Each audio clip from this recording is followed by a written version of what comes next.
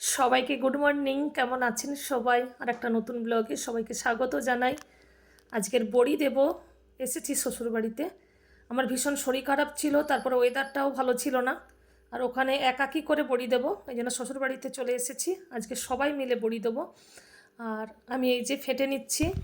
এই যে ডালটা, এর খসা থাকে, কালো খসা। আজকের বড়ি দিচ্ছি, গতকাল ভিজিয়ে দিয়েছিলাম। তারপরে এটাকে ঘষে ঘষে ধুতে হয়। তারপরে কালো কালো যে খসাগুলো, সেগুলো একদম একটা একটা করে বাছতে হয়। একদম কত সুন্দর, একদম সাদা ধবধবে হয়েছে, একটাও কালো খসা ছিল না। তারপরে এটাকে 3বার বেটেছি। আগে তো শিলে বাটতাম, এখন মিক্সিতে বেটেছি। একে পরিমাণ মতো জল দিয়ে বাটতে হয়। আর এখানে আমার হাজব্যান্ড আর শ্বশুরমশাই তিল বিছিয়ে নিচ্ছে।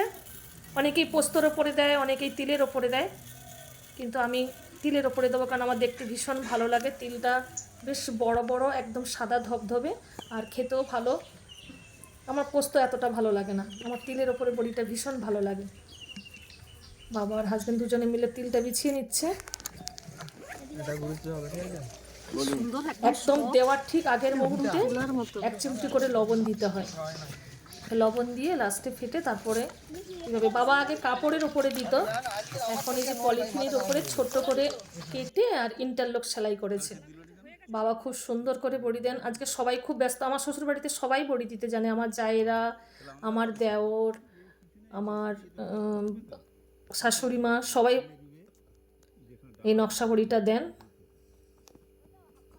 বাবা খুব সুন্দর ডিজাইন করেন, হাতের বালা, গলার হার। আজকে রৌদ্রটাও খুব সুন্দর হয়েছে। বড়ি দেওয়ার ঠিক 2 ঘন্টা পরে এইভাবে খুন্তি দিয়ে উল্টে দিতে হয়, নালে বেঁকে যায়। হাত দিয়ে উল্টাও, হাত দিয়ে উল্টাও। ব্যাস। 2-3 ঘন্টা পরে আজকে উঠে রোদ্রটা যায় যা বড়িগুলো, হয়েছে না, কিন্তু শুকোতে সময় লাগে 2-3 দিন। আজকে রৌদ্রটাও খুব ভালো হয়েছে।